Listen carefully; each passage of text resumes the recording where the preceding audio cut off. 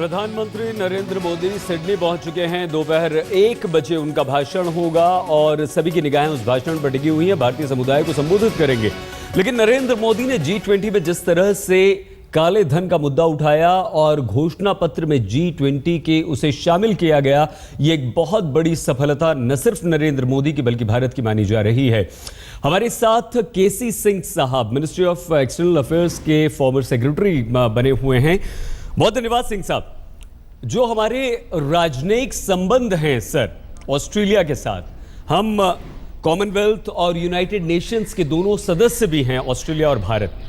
नरेंद्र मोदी का ये जो दौरा है वो कितना महत्वपूर्ण होगा, किस तरह से इन संबंधों को और मजबूत बनाएगा ताकि हम आगे बढ़ सकें साथ मिलकर?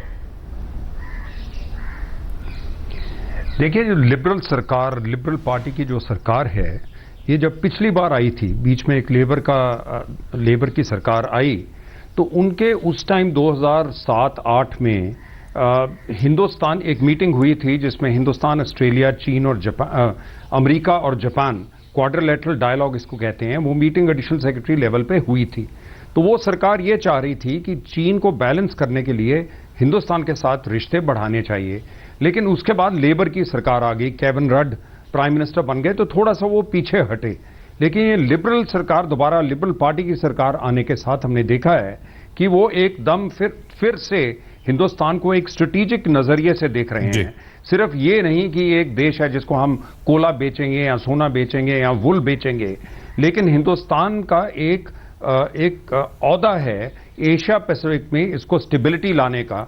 तो लिबरल पार्टी की सरकार इस नजरिए से देख रही है और मोदी सरकार भी इसको जल्दी से, जो उन्होंने हाथ आगे बढ़ाया है, क्योंकि आपको याद होगा उनके प्रधानमंत्री पीछे यहां आए थे, बड़ी अच्छी उनकी यात्रा रही, जिसमें कि यूरेनियम जो हमेशा ऑस्ट्रेलिया हमें बेचने के लिए तैयार नहीं था, ये कहते थे कि आप पहले NPT, non proliferation treaty sign करिए, उसके बाद हम आपको बेच पाएंगे। वो उन्होंने अनाउंस कर दिया कि हिंदुस्तान को हम यूरेनियम बेचेंगे। और हिंदुस्तान के बड़े बड़े जो कंपनियां हैं, वहां पे जाके उन्होंने कोल की माइन खरीदी हैं, उनके इंफ्रास्ट्रक्चर में इन्वेस्टमेंट कर रहे हैं। तो इसलिए ऑस्ट्रेलिया दोनों के साथ बर्ताव रखना चाहता है, चीन के साथ भी, लेकिन हिंदुस्तान के साथ भी हाथ बढ़ा रहा है।